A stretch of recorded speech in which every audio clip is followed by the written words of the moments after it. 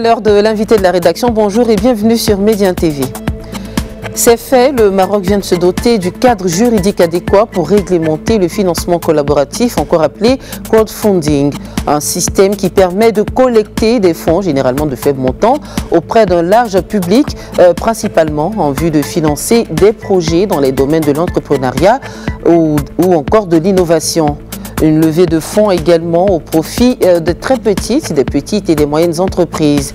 Le crowdfunding, vous l'avez compris, on en parle ce matin avec notre invité Youssef Nassiri, membre du Centre des jeunes dirigeants, le CJD. Bonjour Youssef Nassiri, merci d'être avec nous sur Médien TV ce matin. Bonjour et merci pour l'invitation. Je vous en prie. Alors, une nouvelle loi organisant le financement collaboratif au Maroc a récemment vu le jour. Alors, comment ce système de financement se déploie-t-il et quels en sont les acteurs? Pardon, il y avait un souci, si vous pouvez juste répéter la question. Avec plaisir. Alors, je vous disais qu'une nouvelle loi organisant le financement collaboratif au Maroc venait justement de voir le jour. Comment est-ce que ce système est-il organisé et quels en sont les acteurs? Tout d'abord, je me permets de donner un petit historique du crowdfunding de par le monde. Donc, c'est une... Oui, rapidement. Donc, c'était un début c'était juste un jeune réalisateur qui n'a pas pu relever les fonds pour son film. C'était ça, et donc il a fait une annonce sur Internet et il a pu récolter des fonds pour son film.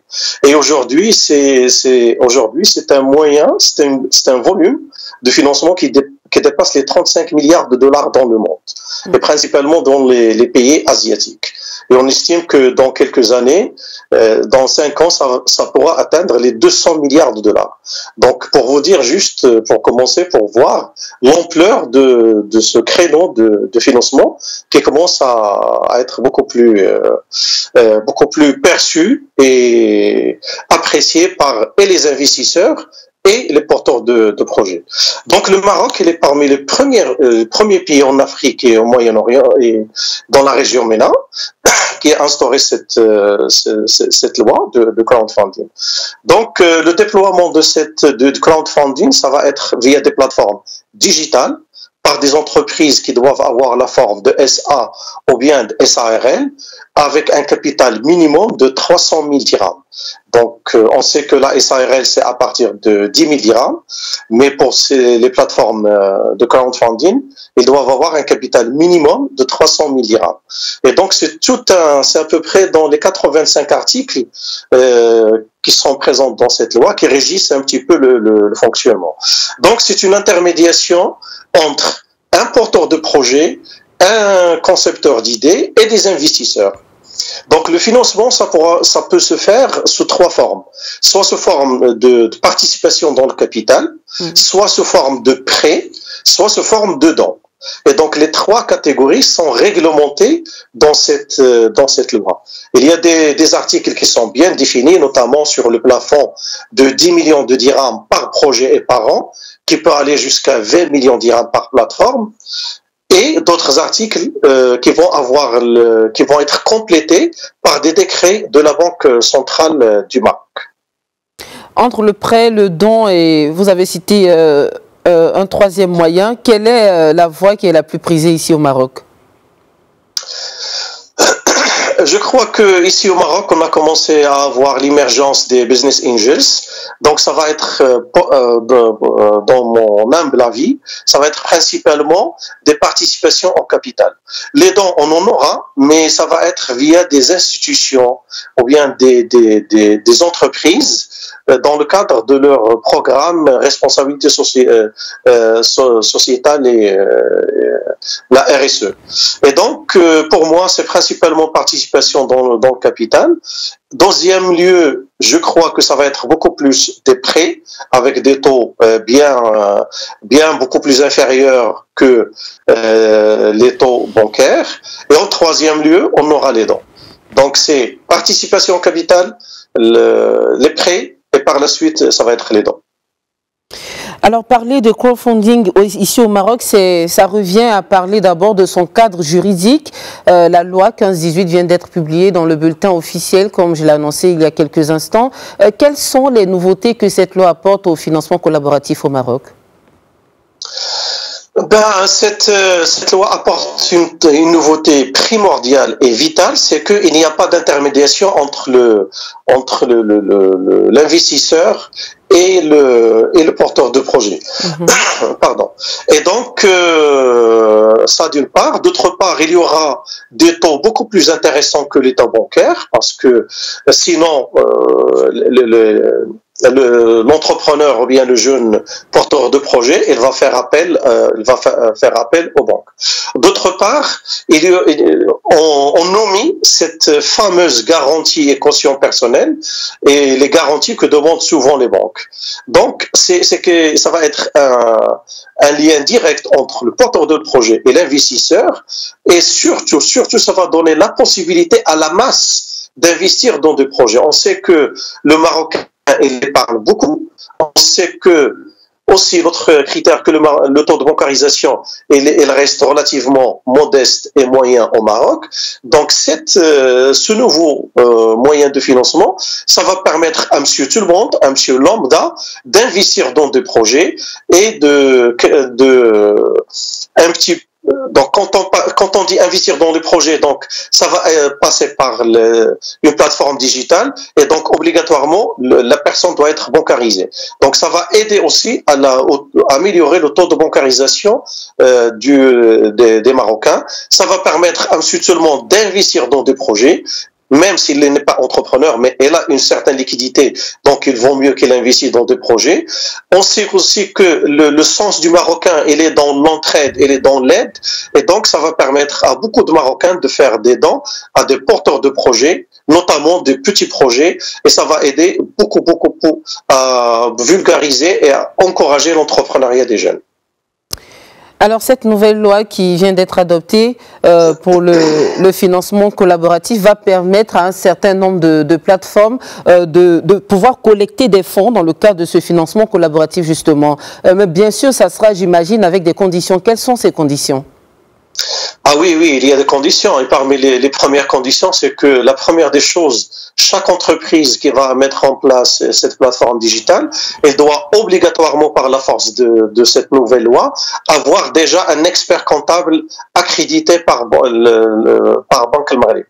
Donc cet expert comptable va va suivre chaque opération de collecte de dons, d'argent.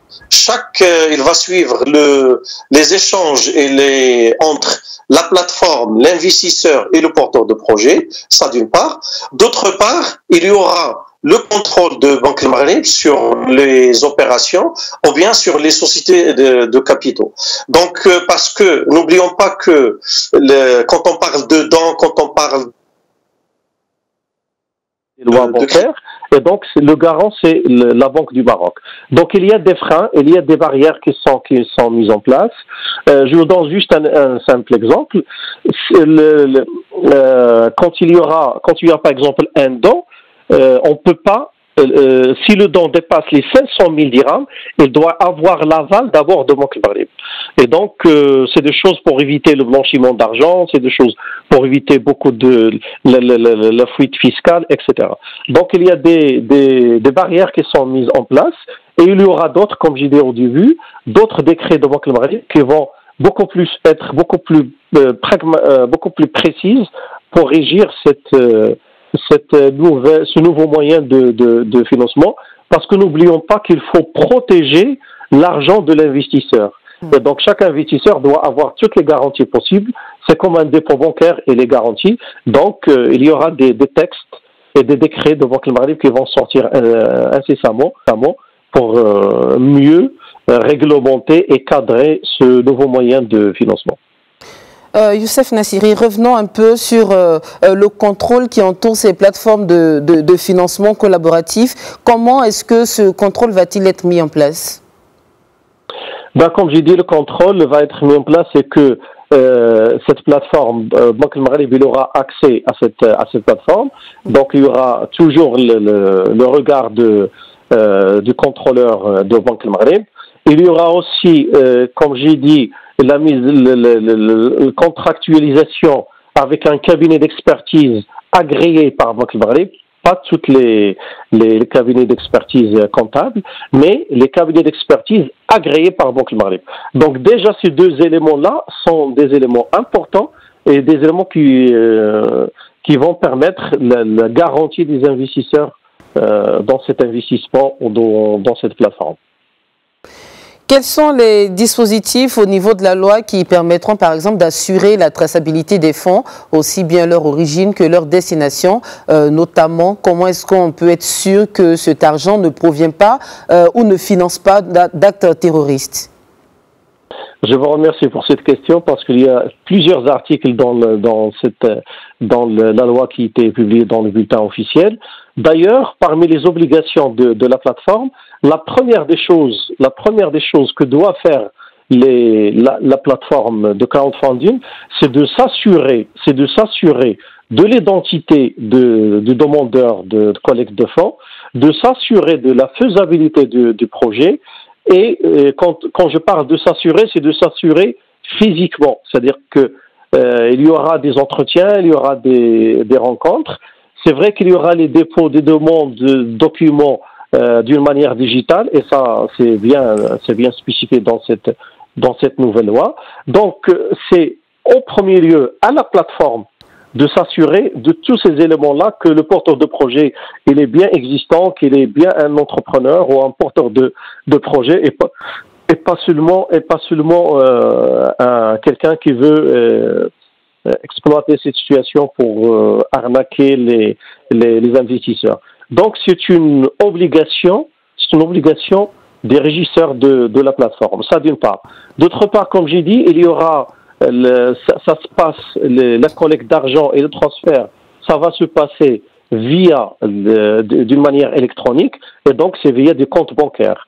Et là, c'est Banque Maghreb qui intervient pour vérifier la crédibilité du compte émetteur et du compte récepteur. Donc il y a tout un armada de mesures qui vont être mises en place pour garantir et l'argent de l'investisseur, mais aussi protéger les droits du porteur de projet, compte à copyright, par exemple, etc.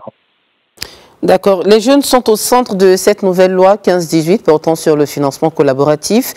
C'est le résultat d'une orientation royale dans le but d'accompagner les porteurs de projets. Comment cela va-t-il porter des fruits selon vous? Si vous vous rappelez, dans un discours de Sa Majesté le Roi, il avait demandé aux banques de jouer leur rôle de banque économique, de banque de levier, un moyen de levier de développement de la très petite entreprise. Donc aujourd'hui, cette mesure vient pour compléter cette orientation royale. Et on sait que parmi les difficultés d'accéder au financement bancaire, c'est cette fameuse question de garantie, c'est cette fameuse question de caution personnelle et solidaire demandée par les banques. Aujourd'hui, un jeune qui croit à son idée et n'a qu'à publier son idée sur la plateforme, il n'a qu'à être convaincant pour collecter les fonds nécessaires. Donc, on n'aura plus cette excuse que on n'a pas de financement, c'est pour ça que l'entrepreneuriat n'est pas développé au Maroc. Ça d'une part. D'autre part, comme c'est le cas de la réussite partout dans le monde, notamment dans les pays asiatiques, c'est le développement des startups aujourd'hui. Ça va être un très très très bon levier pour les startups. Aujourd'hui, on sait que parmi les freins de développement des startups au Maroc, c'est cette question d'accès aux fonds, notamment les fonds d'amorçage. Et plusieurs, malheureusement, startups migrent vers l'étranger pour relever des fonds. Aujourd'hui, il y a la possibilité à ces startups, à ces jeunes, de parler directement aux investisseurs, non via les banques ou via des intermédiaires, mais de parler directement aux investisseurs et non qu'à être convaincant. Et je suis personnellement très optimiste sur ce nouveau moyen du financement qui est le crowdfunding pour vulgariser et banaliser l'entrepreneuriat et encourager des jeunes à rester d'abord au Maroc pour entreprendre au Maroc et surtout pour développer des idées et notamment des idées innovantes. Parlons toujours crowdfunding et jeunesse. C'est connu, le financement est une problématique par excellence et qui est très souvent, très couramment abordée par les jeunes qui sont porteurs de projets. Alors, comment ce marché de financement collaboratif va-t-il évoluer selon vous après son entrée en vigueur? Je crois que l'évolution va être exponentielle. Prenons l'exemple, je me permets de dire exponentielle, car je prends l'exemple du programme de financement Mtelaka. Par la mise en place rien qu'en facilitant les procédures, en réduisant le taux de crédit donné aux entreprises, on a vu cette ruée vers le programme Mtelaka. Alors que dire maintenant que un moyen de financement avec des taux vraiment beaucoup plus intéressants que l'état bancaire, d'une part. D'autre part, il y aura aussi des dons, ça, on ne doit pas le négliger. Et le plus important, ça va encourager aussi les business angels à accéder à des banques d'idées et à des jeunes entrepreneurs. Ça, d'une part. D'autre part, n'oublions pas que la clé de réussite de crowdfunding, c'est que c'est un financement fait par de très grands nombres de personnes par des montants moyens et petits. Ce qui va encourager aussi les gens, parce que investir 1000 dirhams, c'est pas comme investir 1 million de dirhams. Alors, pour un jeune qui veut collecter 1 million de dirhams, il n'aura pas affaire à 5 ou 6 personnes, mais il aura affaire à une centaine de personnes, ce qui va faire un financement moyen de 10 000 dirhams, ce qui est beaucoup plus accessible et beaucoup plus facile à relever que d'aller demander le montant d'1 million de dirhams directement à la banque ou à d'autres organismes de financement. Youssef Nassiri, rapidement, nous sommes pris par le temps. Où est-ce qu'on pourrait situer le Maroc au niveau mondial en termes de crowdfunding? Rapidement. Oui, rapidement. Déjà, le Maroc il est précurseur dans l'Afrique et dans la région MENA. Et donc ça nous situe dans une pole position de point de vue mondial.